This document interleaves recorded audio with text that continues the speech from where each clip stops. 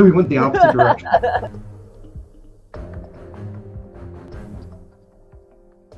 Trent, I said you'd be back to talk about anime. People know you from Popverse Jump. Welcome back. Hello. I spend all day talking to random people about the internet or about anime, so I might as well talk about it to a lovely person like you. Well, good, because I need you to talk to me about Naruto because it's not something that I am super familiar with. So I've got to start with the biggest, most least helpful question. Why is Naruto cool? So I'm talking as somebody who has read all the manga. I haven't actually seen all the anime, but I've read all the manga and I've followed enough of the anime to know what the deal is. And I think for me, the thing that always sticks out with Naruto is it's this wonderful. It has these wonderfully nuanced villains. You know, you look at One Piece and the Kishimoto, the guy behind Naruto, was directly influenced by One Piece, and that One Piece has big, bold villains that are all evil. And he went, I don't want to do that. So he went the opposite direction, and he said, I'm going to make all my villains a little bit more human. They're often tragic figures. You know, Itachi is this great villain that ends up actually not even being a villain. And that's the thing that, you know, as you watch and as you read Naruto, you go, that's really cool. That's really fun. You don't know exactly where it's going to go. And I think that's what makes it so cool. That's what makes it so watchable. And that's what makes it stand up to the past 25 years of the anime. What is your answer to people who say, well, it's been too long? Naruto's been around forever. There's so much. I'm afraid of the mountain of either reading or watching it. What's your best advice for them? My best advice is to go on, and fortunately, I've actually written this for Popverse. Go into a thing that says, here's the episodes you can skip. Because no joke, about half of Naruto is actually filler. There is a chunk of about 76 episodes that you can just straight up skip. They're fun, they're cool, they've got really lovely animation, but they don't advance the plot. The anime was catching up to the manga in a really bad way, so they went, stop any advancement. We need to slow this boat down. But you know, once you take that out, that's fine. What you're left with is, you know, break it up into chunks, break it up into arcs. You've got your first couple of arcs, which are introducing your characters, and what I always tell people is if you can get to the end of the Chunin exam, which is, I think, the second or third big arc, and it features, in my opinion, the best moment in Naruto where Rock Lee is like fighting Gaara and he just drops the weights and this big explosion of. I actually know exactly what you're talking about. Yeah. It's iconic. The show and you're like, no, that's cool. Because it's like, oh, this is a kind of a straightforward fight. Yeah, okay. And Rock Lee is this comedic character. We don't really expect too much from him. And he just goes, no, I'm dropping the weights. And it's getting serious now, son.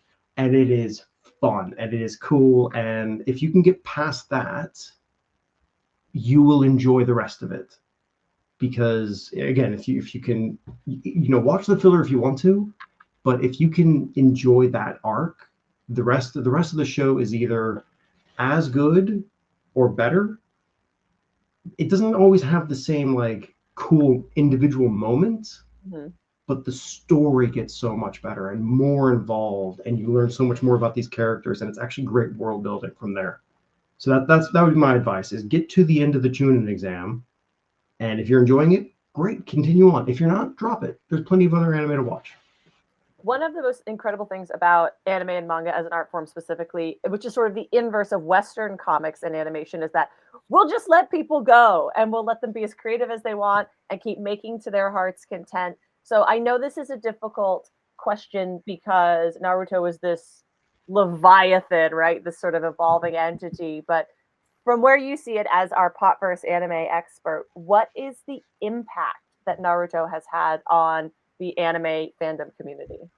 Ooh, it's actually really, I find Naruto really interesting for this because, you know, you can trace, you know, I talked about, it was very heavily influenced by One Piece, which was also in turn heavily influenced by Dragon Ball.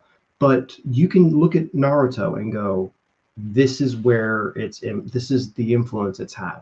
Watch Demon Slayer. Demon Slayer is almost the same formula.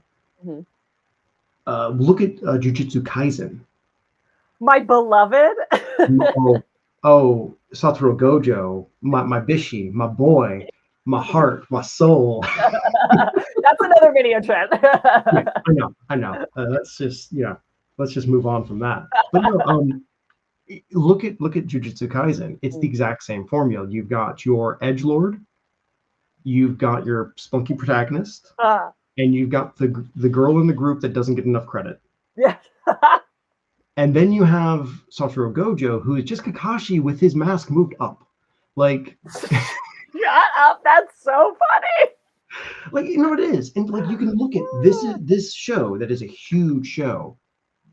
It is 100% influenced. You can smell Naruto on it. Now it takes it and goes a little bit more dark, a little bit more gritty, a little bit more terrifying. It leans into the horror elements, but it's very similar formula.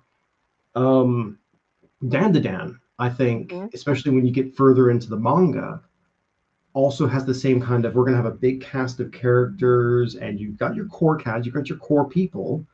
They've got a mentor character with silver hair as well. But you've got these characters that have a similar kind of journey. They're fighting villains that aren't exactly all evil. The Acrobat Silky fight in season 1 is a great example of, they humanize this inhuman monster, and I think that's a lot of Naruto coming through. So that I think you can definitely see, you can almost smell it, the way that people have the way that anime has moved on since Naruto. You can still see the influence and the impact that it's had since then easily. Dang, Trent, every time we talk about anime, you blow my mind and you drop another nugget like that where I'm like, oh my God, you're right, it is all the same. And that's why we love it so much. For people who want more moments like that in their lives and to check out Popverse Jump, where can they find you all over the internet? I'm where am I on the internet? Mostly on Popverse, actually. I do my rants on Blue Sky. You can find me on Blue Sky at trentlcannon.bluesky.com. But other than that, I'm an enigma. I'm a ghost. An enigma wrapped in a riddle, wrapped in a vest. As I always tell people, shout at me in the comments of the website. I will not read them, but it'll make you feel better. Thank you so much, Trent, for joining us. I know we're going to be back doing even more anime talk so soon. Absolutely.